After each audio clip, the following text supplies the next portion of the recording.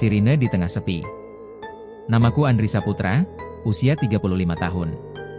Sudah lebih dari 5 tahun aku bekerja sebagai supir ambulans di sebuah rumah sakit kecil bernama RSUD Pratama Widodo, terletak di pinggiran kota Cicalengka, Jawa Barat.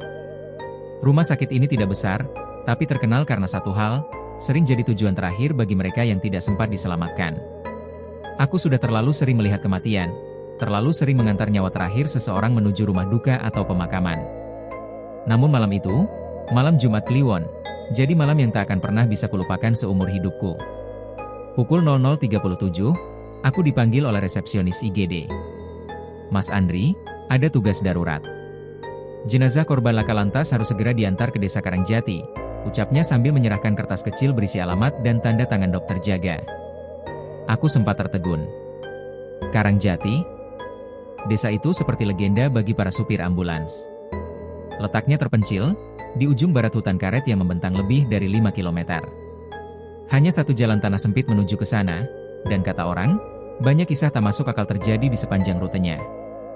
Pasien meninggal saat tiba di IGD. Keluarganya sudah menunggu di rumah. Mereka minta agar jenazah diantar malam ini juga, ujar seorang perawat yang membantu memindahkan tubuh korban ke berangkar ambulans. Aku memperhatikan jenazahnya. Laki-laki muda, sekitar 25 tahunan. Luka parah di kepala. Tubuhnya kaku, namun entah kenapa, wajahnya masih seperti menyimpan bekas ekspresi terkejut. Seolah ia melihat sesuatu, sebelum menghembuskan napas terakhir. Saat jenazah dinaikkan ke ambulans, seorang petugas forensik, Pak Wahyu, menyentuh lenganku dan berbisik pelan, "Hati-hati ya, Mas Andri. Ini bukan jenazah biasa." Aku mengerutkan kening. Maksudnya? Dia tak menjawab. Hanya memandang jenazah itu sebentar, lalu pergi begitu saja. Perjalanan menuju Karangjati memakan waktu sekitar 1 jam lewat jalur hutan karet. Tak ada sinyal. Tak ada penerangan. Hanya gelap pekat yang membungkus jalan setapak berdebu itu. Awalnya biasa saja. Hanya angin malam yang sesekali meniup dedaunan kering. Radio ambulans tidak bisa menangkap siaran apapun. Aku mencoba menghidupkan lagu dari USB, tapi filenya tiba-tiba rusak. Hanya suara kresek-kresek statik yang terdengar. Tepat saat mobil mulai memasuki gerbang hutan karet, sirine tiba-tiba menyala sendiri. Braaak! Suara sirine menggelegar keras, membuatku hampir membanting setir. Aku panik. Kuperiksa tombol kontrol, semuanya dalam posisi mati. Tapi sirine tetap menyala, lampu strobo berkedip liar di antara kegelapan hutan. Aku menepi. Mematikan mesin. Tapi anehnya, suara itu tetap meraung. Jantungku berdebar kencang. Ini bukan kejadian biasa. Aku mencoba mencabut kabel sirine dari bawah dashboard, dan saat itulah suara itu berhenti bersamaan dengan bisikan pelan dari belakang. "Jangan berhenti di sini, Mas, lanjutkan saja." Aku membeku. Perlahan menoleh ke kursi belakang melalui kaca spion. Gelap. Tapi samar-samar, ada gerakan kecil di balik tirai ambulans yang menutupi ruang jenazah. Dengan tangan gemetar, aku membuka pintu belakang. Jenazah masih di tempatnya. Namun, kain putih penutup wajahnya sedikit tersingkap. Dan, yang membuatku hampir pingsan, matanya terbuka setengah. Dan senyuman, ya Tuhan, senyuman kecil terlihat di sudut bibirnya. Aku langsung menutup pintu keras-keras. Kembali ke kursi sopir, menyalakan mesin, dan menginjak pedal gas tanpa pikir panjang. Jalan di depan masih panjang. Aku tak peduli lagi berapa cepat aku melaju, asalkan bisa segera keluar dari hutan sialan ini. Namun, setiap kali aku melihat ke kaca spion tengah, aku merasa seperti ada sosok duduk di bangku penumpang belakang. Bukan terbaring seperti sebelumnya, tapi duduk. Diam. Menatapku. Tanpa suara. Tanpa napas. Dan setiap kali mataku mulai terfokus, sosok itu menghilang seperti bayangan. Aku mencoba mengalihkan pikiran. Ini hanya halusinasi. Mungkin karena terlalu sering bergadang. Tapi entah kenapa, udara dalam ambulans terasa makin dingin. Kaca depan mulai berkabut dari dalam. Tiba-tiba, radio yang tadi hanya mengeluarkan suara statik, memutar suara tangisan wanita. Lirih. Terputus-putus. "Maafkan aku nggak sengaja, jangan jemput aku dulu." Aku membeku. Radio itu bahkan tidak terhubung ke siaran manapun. Sampai akhirnya, di tikungan terakhir sebelum Karangjati, sirine menyala lagi, dan kulihat seseorang berdiri di tengah jalan. Seorang perempuan, berpakaian putih, dengan rambut panjang menutupi wajahnya. Aku injak rem dalam-dalam, nyaris tergelincir ke semak. Dan saat ku pejamkan mata sejenak dan membuka kembali, dia sudah tidak ada. Tapi sirine tetap menyala. Dan jenazah di belakangku tertawa pelan.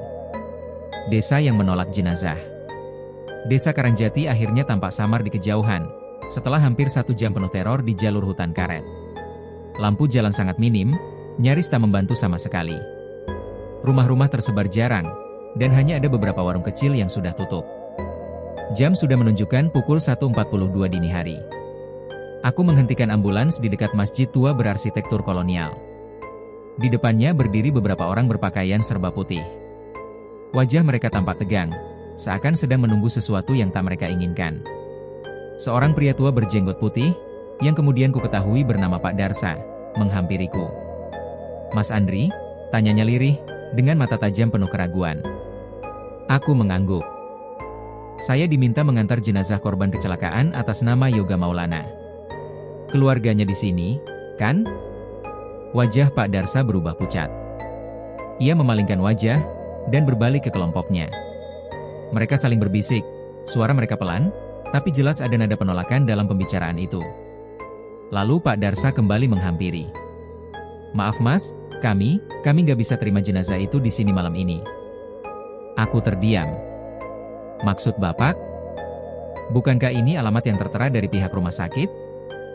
Pak Darsa menarik napas panjang. "Betul, tapi kalau Mas Andri tahu apa yang terjadi 5 tahun lalu, Mas nggak akan berani bawa dia ke sini, terutama malam ini." "Dek. Dia?" tanyaku pelan. "Bukankah ini korban kecelakaan?" Pak Darsa menatapku lurus. "Yoga Maulana memang anak Karangjati. Tapi dia sudah dikubur 5 tahun lalu." Aku tertegun. Tenggorokanku terasa tercekat. "Itu, maksudnya gimana, Pak?" "Jenazah ini barusan saya jemput dari rumah sakit. Korban kecelakaan hari ini. Ada catatan dokternya." Pak Darsa menggeleng, lalu memberi isyarat agar aku mengikutinya. Kami menuju warung tua di sebelah masjid. Di sana, seorang wanita paruh baya sedang duduk sambil merajut. Tatapannya kosong. Ia tampak seperti seseorang yang telah kehilangan terlalu banyak. "Ini Bu Yayah, ibunya Yoga," kata Pak Darsa pelan. Wanita itu menoleh, matanya sembab. Tangannya yang merajut tiba-tiba berhenti. Ia memandangku lalu berkata pelan, "Anakku meninggal 5 tahun lalu, Mas. Di tempat yang sama. Kecelakaan motor tunggal. Dikejar sosok hitam saat malam Jumat Kliwon." Aku membeku. "Ia memang sering dengar suara-suara aneh," lanjut Bu Yayah, suaranya pelan seperti mengulang cerita yang sudah dihafalnya ribuan kali. "Malam itu, dia sempat pulang sambil teriak-teriak, katanya dikejar orang mati. Kami pikir dia kerasukan. Besok paginya, dia ditemukan tewas di tikungan hutan karet. Lehernya patah. Dan wajahnya tersenyum. Senyum. Seperti yang kulihat tadi di ambulans. Tenggorokanku kering. Tubuhku gemetar halus. Mas, maaf ya. Kalau itu benar jenazah Yoga, kami gak mau menerimanya," ucap Pak Darsa dengan suara berat. "Sudah pernah ada yang bawa dia kembali ke desa 2 tahun lalu. Hasilnya, 2 orang meninggal dalam semalam. Kami gak ingin kejadian itu terulang." Aku mundur 1 langkah. Pandanganku kabur. Kembali menoleh ke arah ambulans yang diam di pinggir jalan. Lampu kabinnya menyala sendiri. Dan tirai ruang jenazah bergerak. Aku menelan ludah. "Lalu saya harus apa, Pak?" Pak Darsa menatapku lekat-lekat, sebelum menjawab lirih. "Kembalikan dia ke tempat asalnya. Tapi jangan pernah berhenti di tengah jalan. Jangan tengok ke belakang. Jangan panggil namanya. Tempat asalnya? Tikungan maut tempat dia dulu meninggal. Dekat pohon besar yang terbakar separuh batangnya. Biarkan dia kembali sendiri." Tubuhku terasa makin berat. Tapi tidak ada pilihan lain. Aku kembali ke ambulans. Sebelum masuk, aku mencoba menenangkan diri. Tapi saat kulihat ke kaca, bayangan putih berdiri di dalam ambulans, tepat di samping jenazah. Aku menutup mata, menahan napas. Kumulai perjalanan pulang. Melintasi kembali hutan karet yang kini terasa lebih dingin, lebih gelap, dan lebih menekan. Jalanan itu seperti lorong tanpa ujung, dan setiap detik terasa seperti 1 jam. Setiap meter aku melaju, aku bisa merasakan sesuatu bergerak di belakangku. Seperti seseorang yang mulai berdiri dari posisi tidur. Langkahnya pelan. Berat. Membuat lantai ambulans berderit. Aku teringat pesan Pak Darsa, jangan tengok ke belakang. Jangan panggil namanya. Aku menggigit bibir. Fokus ke jalan. Tapi bisikan itu kembali terdengar. Mas, aku belum sampai rumah. Tikungan terakhir. Udara malam itu terasa seperti menyelimuti dengan kabut kematian. Meski jendela ambulans tertutup rapat, angin dingin tetap merayap masuk seperti embusan napas dari dunia lain. Jalanan kembali kulewati, hutan karet kembali menyambutku, tapi kali ini rasanya berbeda. Lebih sunyi. Lebih gelap. Dan lebih berat. Aku memegang erat setir dengan kedua tangan, mata menatap lurus ke depan. Di benakku hanya satu hal, jangan tengok ke belakang. Jangan panggil namanya. Tapi suara itu, suara di dalam kabin belakang, terus memanggil-manggil, semakin nyata. Mas! Mas Andri. Aku belum selesai bicara. Awalnya lirih, lalu makin jelas, seperti orang yang berdiri persis di belakang kursi pengemudi. Suaranya serak. Seolah suara manusia yang tenggorokannya patah tapi tetap memaksa bicara. Aku menekan pedal gas, berharap suara itu tertinggal di belakang. Tapi mustahil. Ia bukan penumpang biasa. Radio ambulans tiba-tiba menyala sendiri. Suara gemerisik terdengar, lalu berubah menjadi siulan lagu anak-anak. Pelan, berulang-ulang, menyeret ingatan ke masa kecil. Lagu itu terdengar akrab, namun lambat laun iramanya berubah. Dari ceria menjadi menghantui. Dan kemudian aku sadar. Itu lagu pengantar jenazah. Tanganku berkeringat. Aku mencoba mematikannya, tapi tombol volume tidak berfungsi. Aku mencabut kabelnya, namun suara siulan itu tetap terdengar, kali ini bukan dari radio, tapi dari belakang telingaku sendiri. Mas Andri bukain tirainya, Mas. Lihat aku sebentar aja. Dek. Itu bukan halusinasi. Itu suara langsung. Dekat. Sangat dekat. Kepalaku berdenyut. Tapi aku tak berani menoleh. Tikungan tempat kematiannya tak jauh lagi. Aku bisa mengenalinya dari pohon besar dengan separuh batangnya hangus, katanya dulu tersambar petir malam yoga tewas. Aku menginjak rem perlahan. Ambulans berhenti. Hutan di sekelilingku membisu. Tak ada serangga. Tak ada angin. Hanya keheningan mati yang seperti menatap balik padaku. Kuperiksa kaca spion. Kosong. Tapi kaca belakang mulai berembun. Dan di embun itu, tergambar 5 jari, seolah ada yang menyentuhnya dari dalam ambulans. Aku menggenggam tasbih kecil yang tergantung di kaca depan.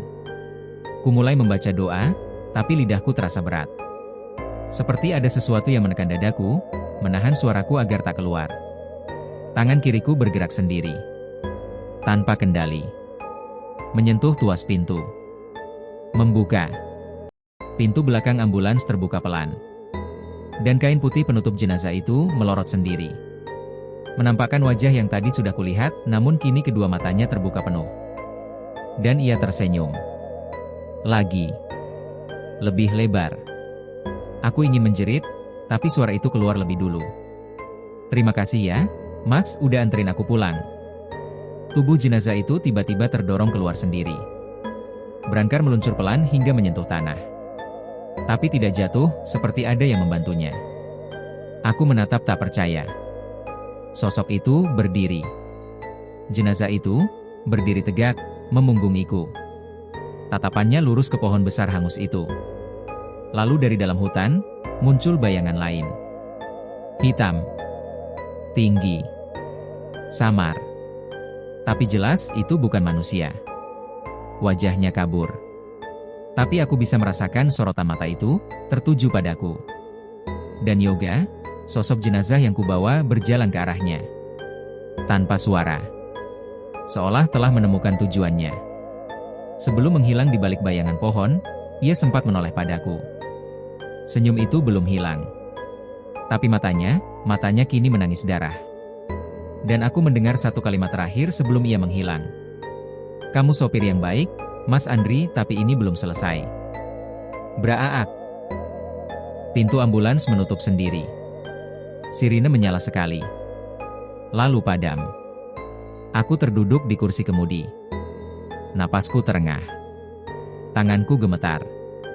Tapi di dalam diriku, sesuatu berkata, ini belum selesai. Dan aku baru menyadari satu hal.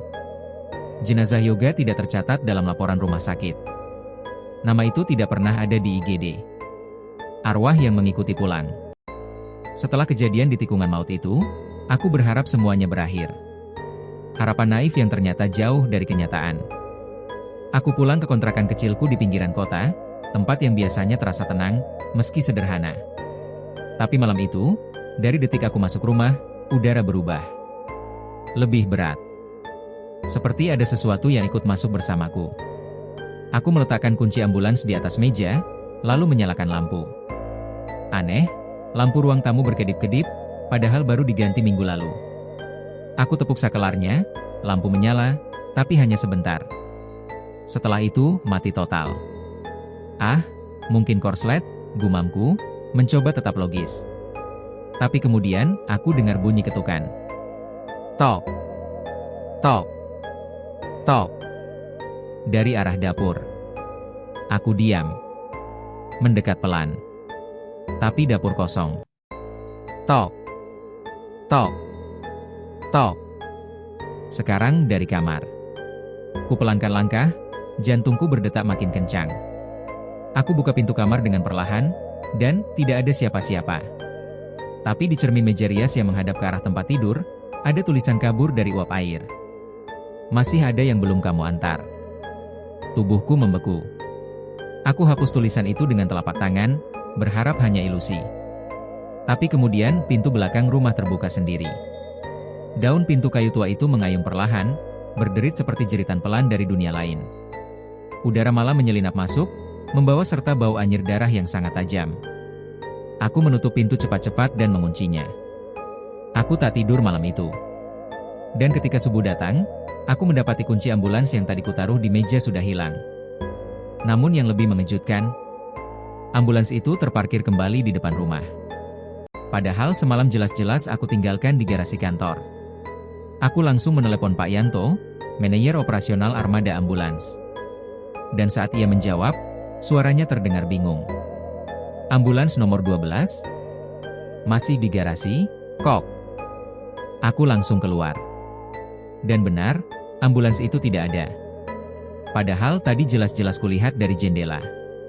Bahkan sampai sekarang, bekas ban basahnya masih terlihat di tanah depan pagar.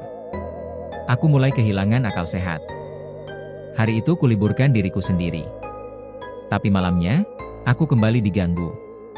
Kali ini, lebih nyata. Sekitar pukul 2 dini hari, aku terbangun oleh suara berangkar didorong. Suara logam berderak, pelan namun terus-menerus. Aku bangun, dan suara itu makin dekat. Brak brak brak. Sampai akhirnya, berhenti tepat di depan kamarku. Aku bangkit dengan tubuh gemetar. Kupegang gagang pintu, dan saat kubuka, tak ada siapa-siapa. Tapi ada jejak roda berwarna merah menempel di lantai. Seolah sesuatu, atau seseorang, membawa kembali jenazah itu. Pagi harinya, aku putuskan pergi ke kantor rumah sakit. Aku mencari data kecelakaan korban bernama Yoga Maulana. Aku ingin tahu, siapa sebenarnya yang menyuruhku mengantar jenazah malam itu. Tapi betapa terkejutnya aku ketika petugas IGD berkata tidak pernah ada pasien bernama itu hari sebelumnya. Aku bersikeras, bahkan menunjukkan foto lokasi, jam pengambilan jenazah, dan nama dokter jaga malam itu. Namun, semua tak sinkron. Nama dokternya pun tidak terdaftar.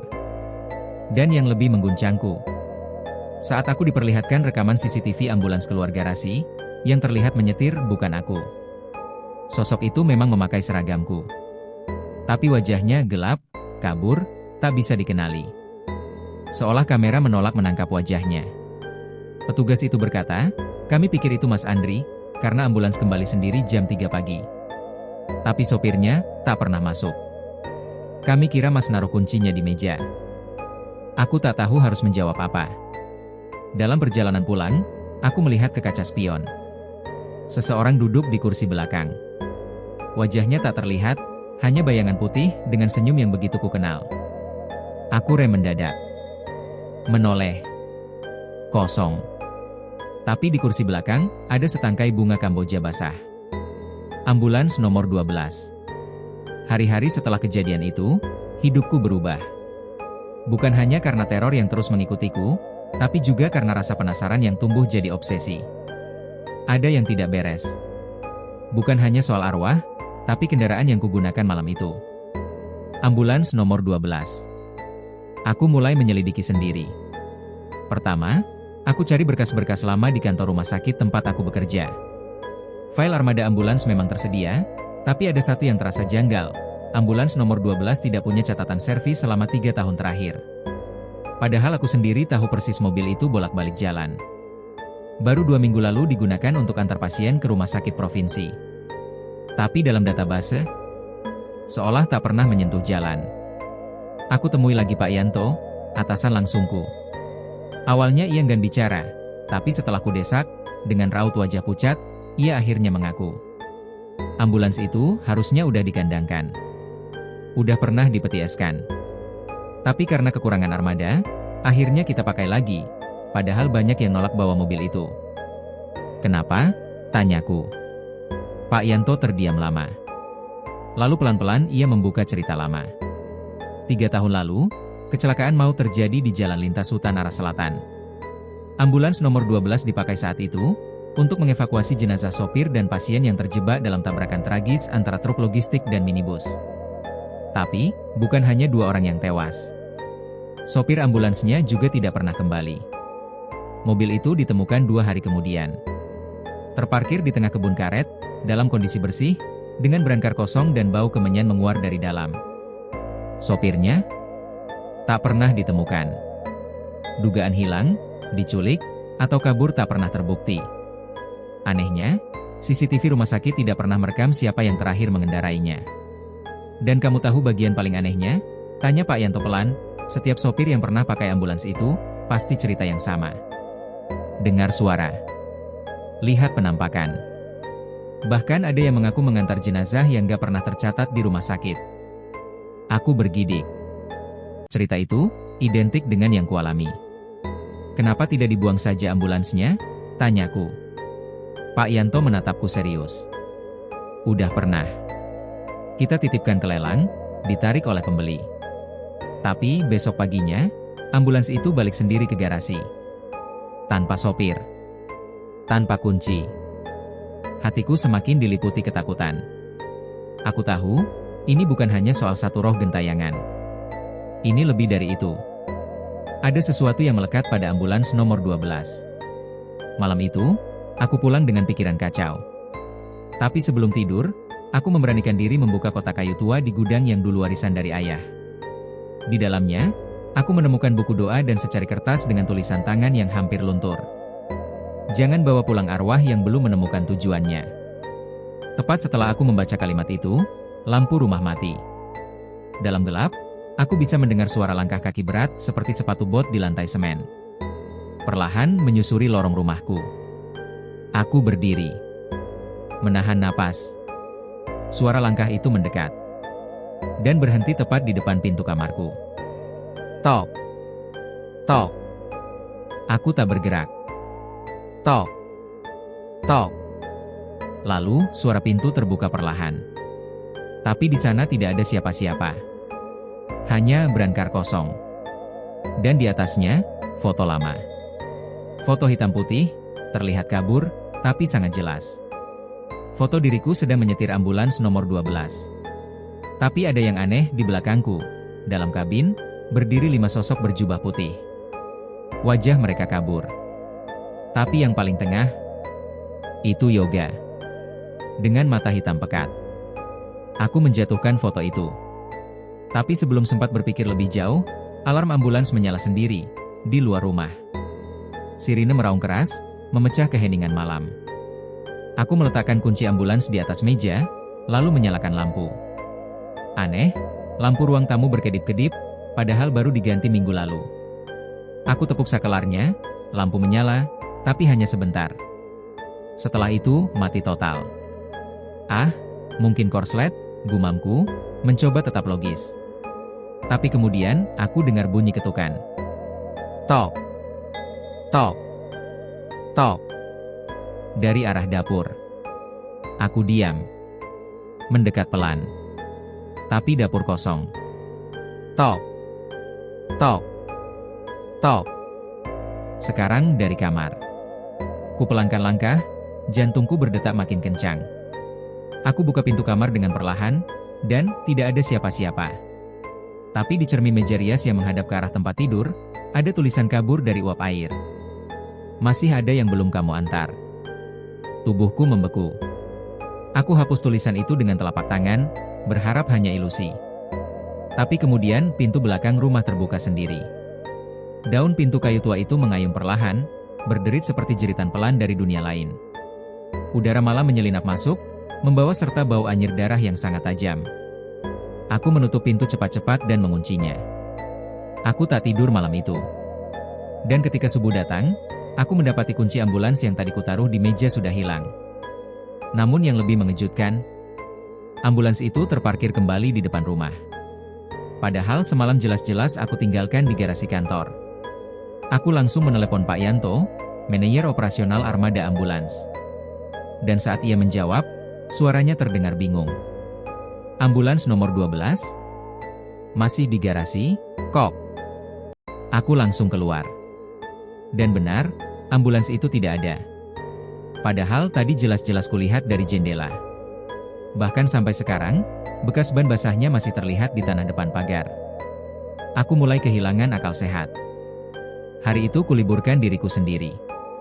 Tapi malamnya, aku kembali diganggu. Kali ini, lebih nyata. Sekitar pukul 2 dini hari, aku terbangun oleh suara berangkar didorong. Suara logam berderak, pelan namun terus-menerus. Aku bangun, dan suara itu makin dekat. Brak, brak, brak. Sampai akhirnya, berhenti tepat di depan kamarku. Aku bangkit dengan tubuh gemetar. Kupegang gagang pintu, dan saat kubuka, tak ada siapa-siapa. Tapi ada jejak roda berwarna merah menempel di lantai. Seolah sesuatu, atau seseorang, membawa kembali jenazah itu. Pagi harinya, aku putuskan pergi ke kantor rumah sakit. Aku mencari data kecelakaan korban bernama Yoga Maulana. Aku ingin tahu, siapa sebenarnya yang menyuruhku mengantar jenazah malam itu. Tapi betapa terkejutnya aku ketika petugas IGD berkata tidak pernah ada pasien bernama itu hari sebelumnya.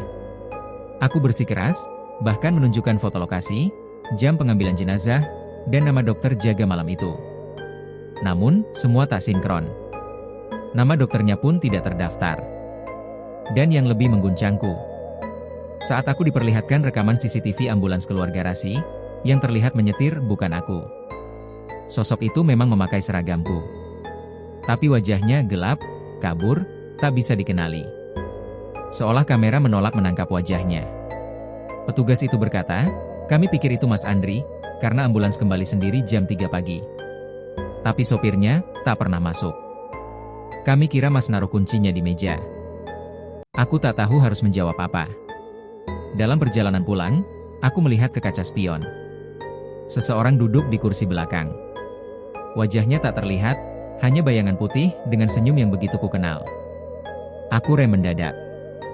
Menoleh. Kosong. Tapi di kursi belakang, ada setangkai bunga kamboja basah. Ambulans nomor 12. Hari-hari setelah kejadian itu, hidupku berubah. Bukan hanya karena teror yang terus mengikutiku, tapi juga karena rasa penasaran yang tumbuh jadi obsesi. Ada yang tidak beres. Bukan hanya soal arwah, tapi kendaraan yang kugunakan malam itu. Ambulans nomor 12. Aku mulai menyelidiki sendiri. Pertama, aku cari berkas-berkas lama di kantor rumah sakit tempat aku bekerja. File armada ambulans memang tersedia, tapi ada satu yang terasa janggal. Ambulans nomor 12 tidak punya catatan servis selama 3 tahun terakhir. Padahal aku sendiri tahu persis mobil itu bolak-balik jalan. Baru 2 minggu lalu digunakan untuk antar pasien ke rumah sakit provinsi. Tapi dalam database, seolah tak pernah menyentuh jalan. Aku temui lagi Pak Yanto, atasan langsungku. Awalnya ia enggan bicara, tapi setelah ku desak, dengan raut wajah pucat, ia akhirnya mengaku. Ambulans itu harusnya udah dikandangkan. Udah pernah dipetieskan. Tapi karena kekurangan armada, akhirnya kita pakai lagi, padahal banyak yang nolak bawa mobil itu. Kenapa? Tanyaku. Pak Yanto terdiam lama. Lalu pelan-pelan ia membuka cerita lama. 3 tahun lalu, kecelakaan maut terjadi di jalan lintas hutan arah selatan. Ambulans nomor 12 dipakai saat itu, untuk mengevakuasi jenazah sopir dan pasien yang terjebak dalam tabrakan tragis antara truk logistik dan minibus. Tapi, bukan hanya 2 orang yang tewas. Sopir ambulansnya juga tidak pernah kembali. Mobil itu ditemukan 2 hari kemudian. Terparkir di tengah kebun karet, dalam kondisi bersih, dengan brankar kosong dan bau kemenyan menguar dari dalam. Sopirnya tak pernah ditemukan. Dugaan hilang, diculik, atau kabur tak pernah terbukti. Anehnya, CCTV rumah sakit tidak pernah merekam siapa yang terakhir mengendarainya. Dan kamu tahu bagian paling anehnya? Tanya Pak Yanto pelan, setiap sopir yang pernah pakai ambulans itu, pasti cerita yang sama. Dengar suara. Lihat penampakan. Bahkan ada yang mengaku mengantar jenazah yang gak pernah tercatat di rumah sakit. Aku bergidik. Cerita itu, identik dengan yang kualami.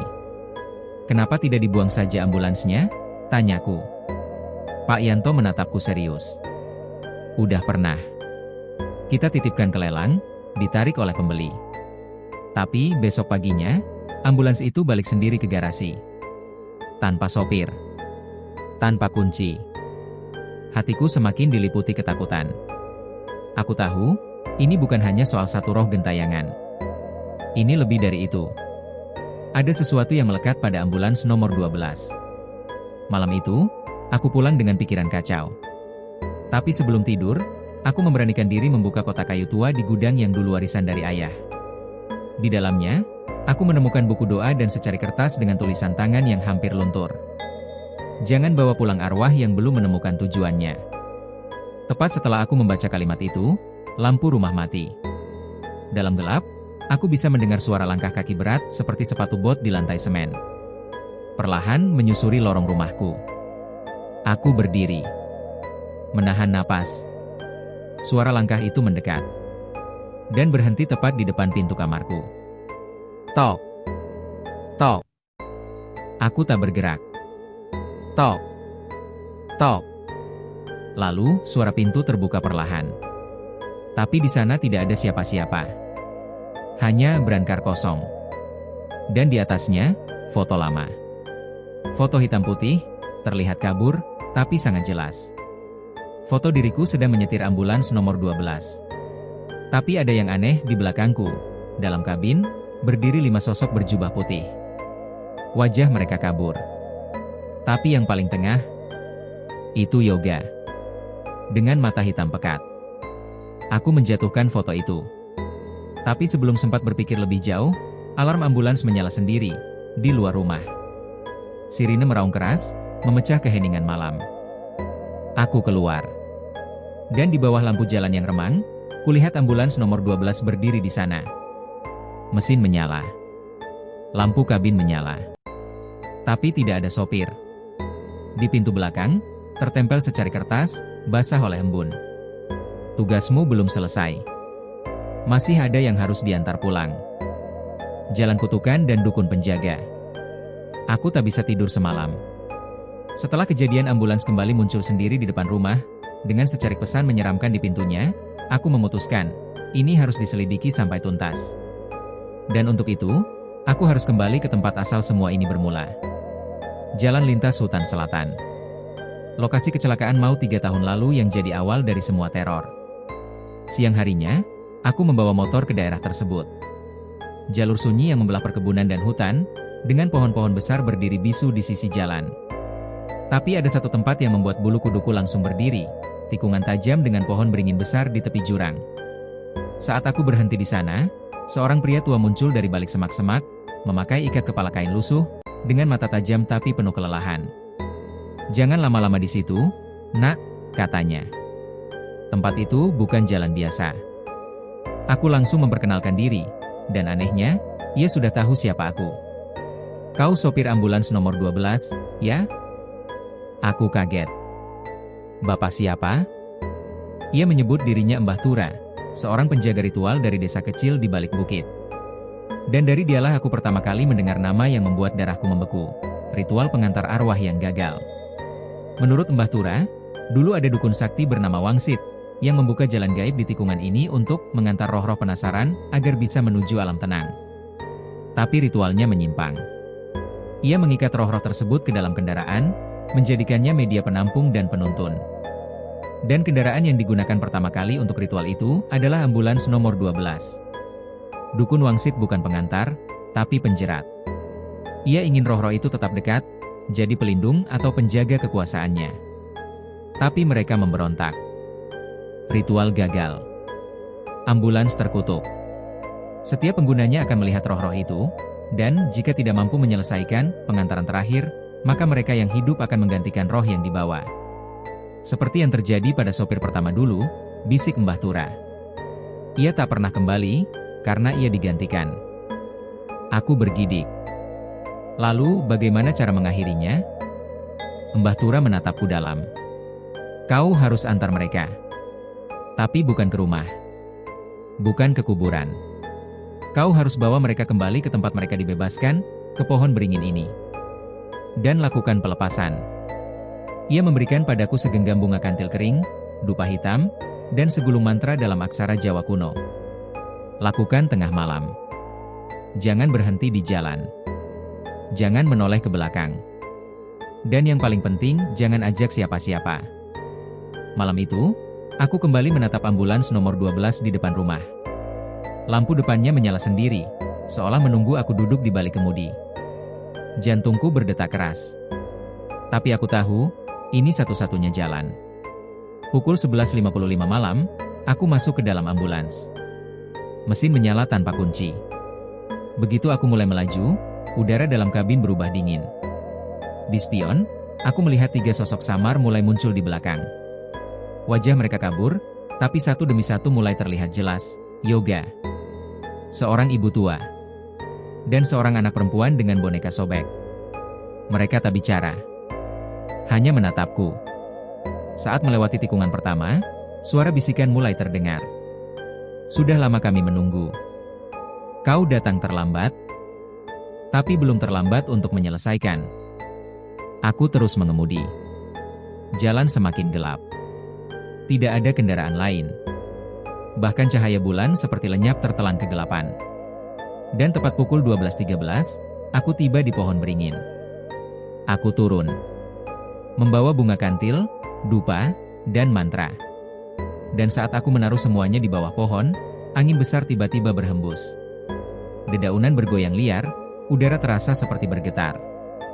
Dari belakangku, pintu ambulans terbuka sendiri. Brancar meluncur turun.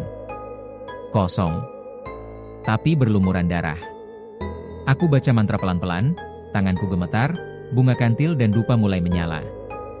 Dan saat bacaan mencapai akhir, suara raungan menggema dari balik pepohonan. 3 sosok tadi berdiri di belakangku, kini tak lagi kabur.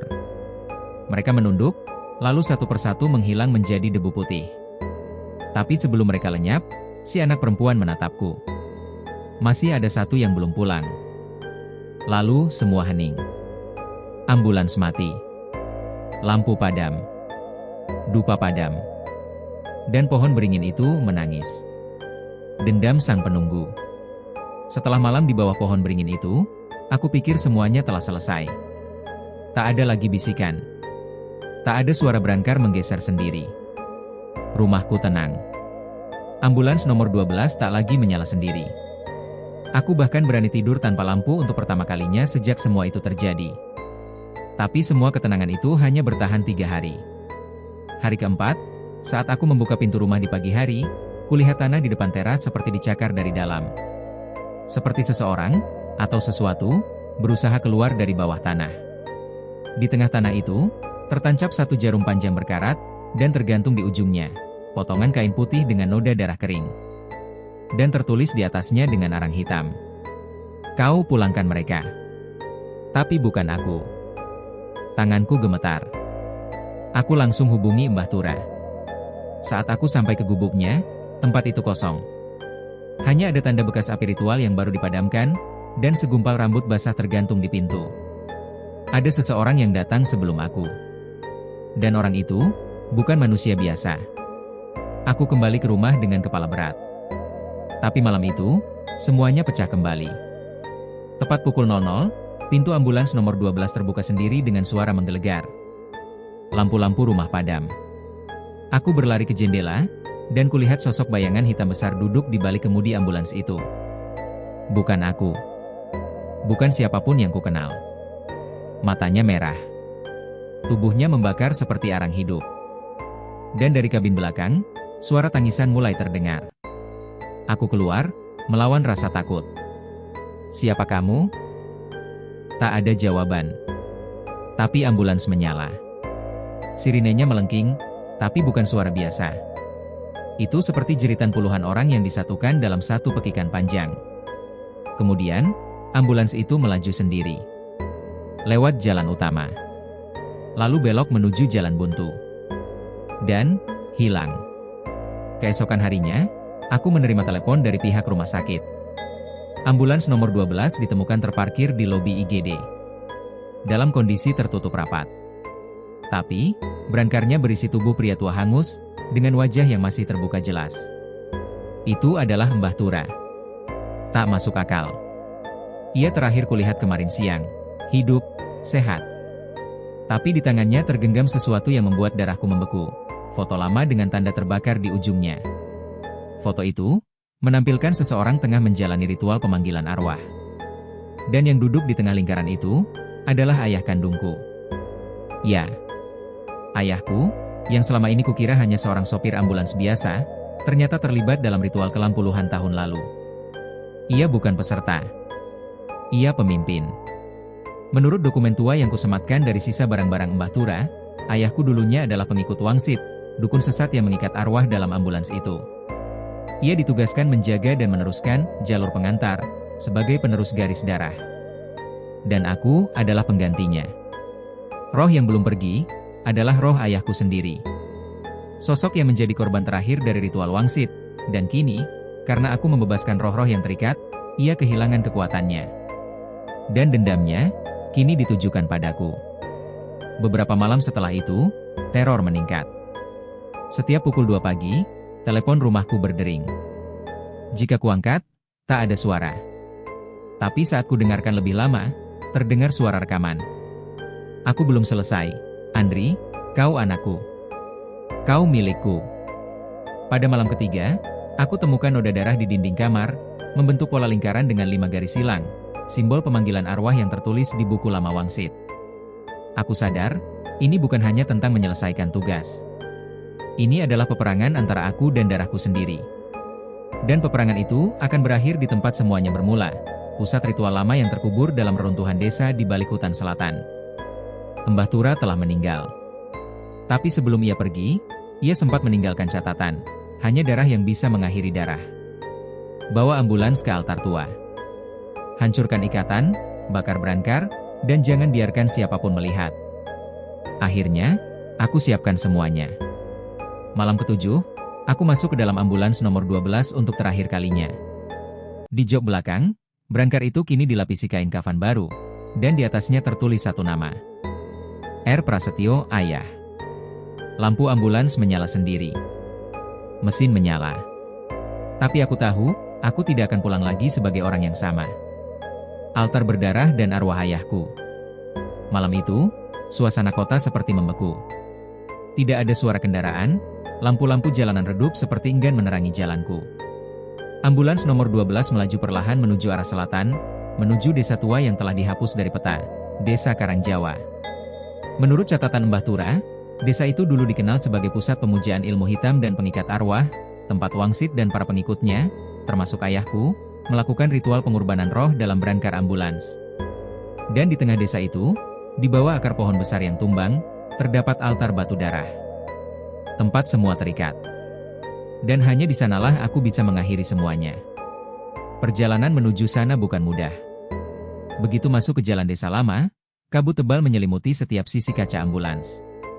Aku bahkan tak bisa melihat 3 meter ke depan. Tapi anehnya, ambulans tahu jalannya sendiri.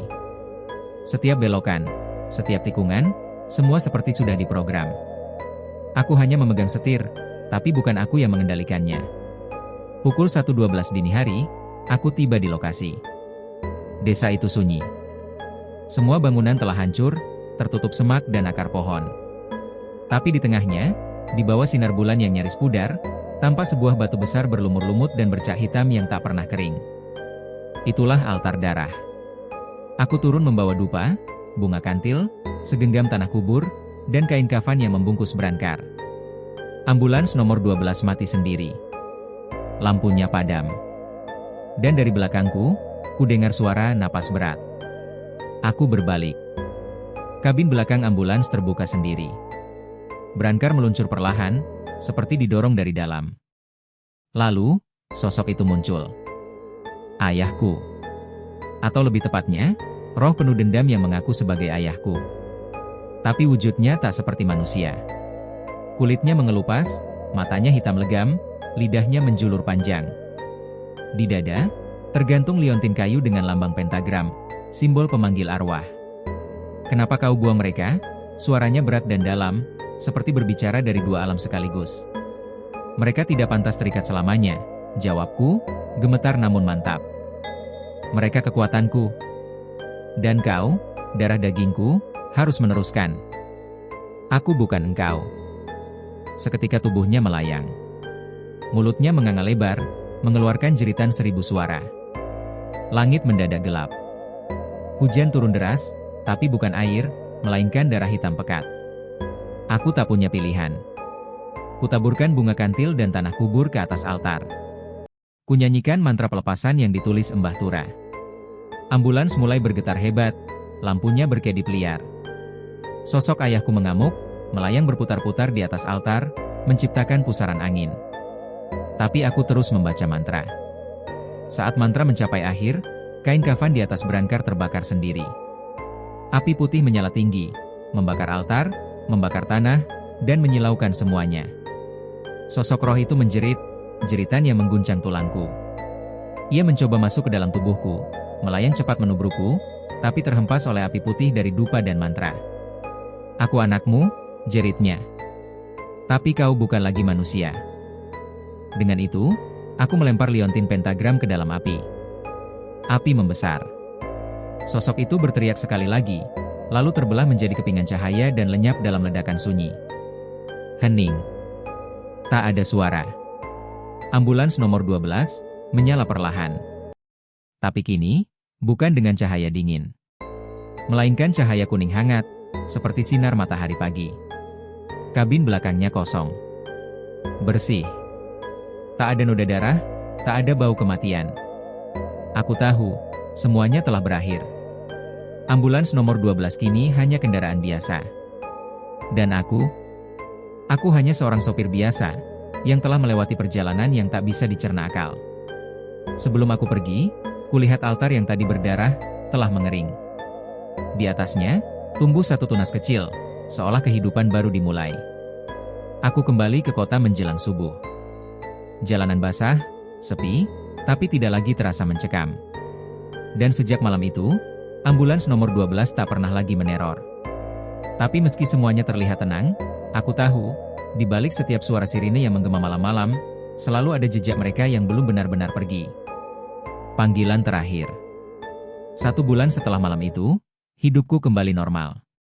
Ambulans nomor 12 kini tak lagi berbisik sendiri. Lampu-lampunya tetap menyala, mesin tetap berfungsi. Tak ada suara aneh, tak ada gerakan misterius. Seolah-olah seluruh teror itu hanyalah mimpi buruk yang telah berlalu. Namun, seiring berjalannya waktu, aku mulai merasakan sesuatu yang berbeda. Ada perasaan tidak nyaman yang tak bisa kulukiskan, seolah-olah seseorang atau sesuatu mengawasi setiap langkahku. Rasa khawatir yang menggelisahkan. Aku sering terbangun di tengah malam, merasa ada yang memanggil namaku. Tapi aku coba lupakan itu. Sampai malam itu, pukul 11.45, ponselku berdering. Panggilan darurat. Ambulans nomor 12, siap melayani. Di Jalan Wirakencana, ada kecelakaan bus. Kami butuh bantuanmu sekarang juga. Secepatnya, aku menanggapi dengan tegas, menghidupkan mesin ambulans dan melaju ke lokasi. Sepanjang perjalanan, perasaan gelisah semakin mengganggu. Aku merasa seperti ada sesuatu yang tak beres. Sesampainya di lokasi, aku melihat beberapa petugas medis sudah berada di sana. Mereka sedang menangani para korban yang tergeletak tak bergerak. Darah menggenang di jalanan. Suasana hening, seperti kota ini enggan bersuara.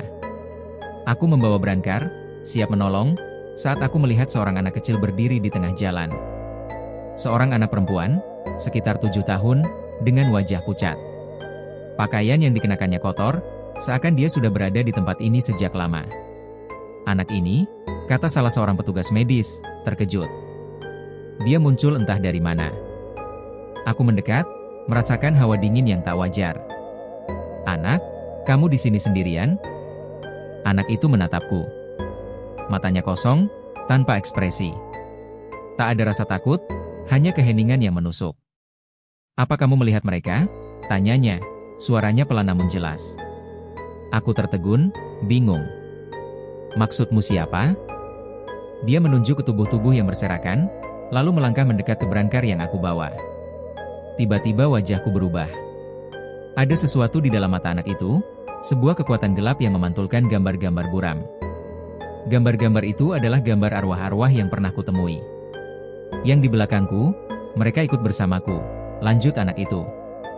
Suaranya semakin jelas, penuh dengan kebingungannya sendiri. Aku terdiam. Arwah. Anak ini bisa melihat mereka. Sekejap, aku merasakan angin dingin mengalir di sekitarku.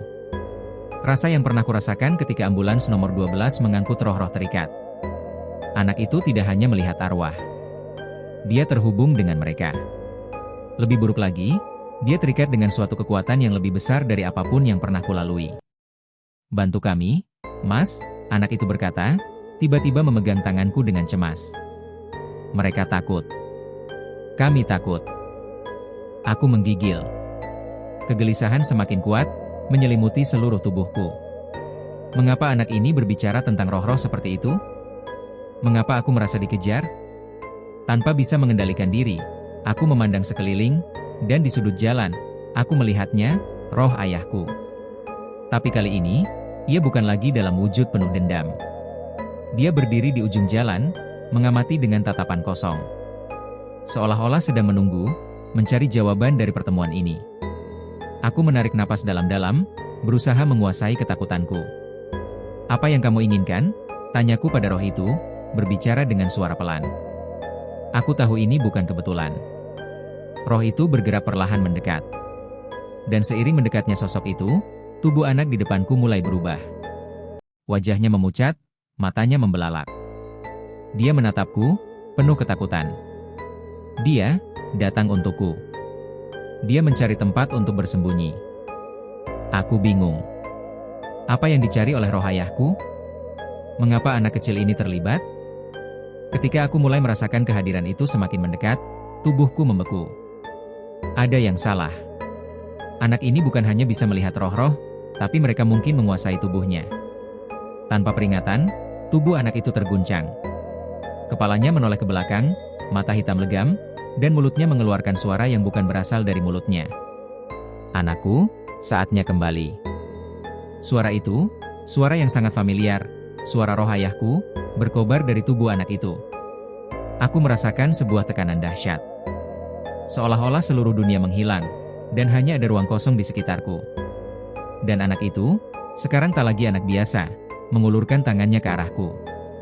"Ayo, datanglah padaku," kata suara itu lagi. Aku menatap anak itu, kemudian pada roh ayahku yang mengapung di udara, menghisap seluruh cahaya dari sekeliling.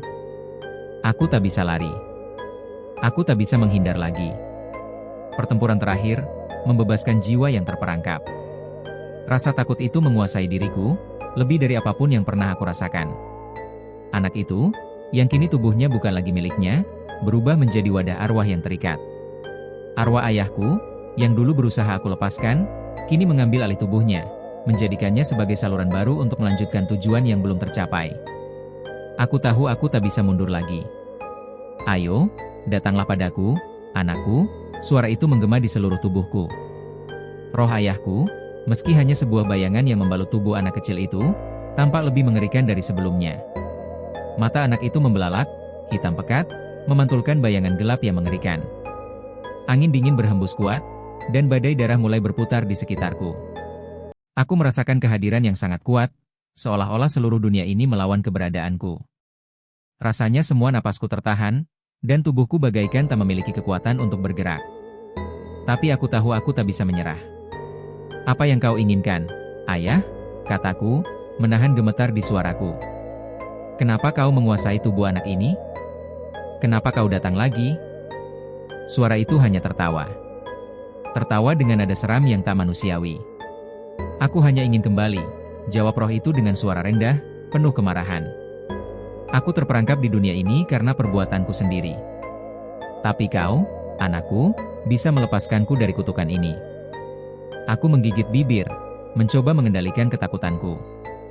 Ini adalah pertempuran terakhir. Aku harus melawan atau menyerah pada takdir, menjadi bagian dari dunia arwah yang tak pernah selesai. Dengan tangan gemetar, aku mengeluarkan talisman kuno yang diberikan oleh Mbah Tura. Talisman ini adalah satu-satunya cara untuk mengusir roh-roh yang terperangkap, dan jika aku berhasil menggunakannya dengan benar, mungkin aku bisa memutuskan ikatan ini.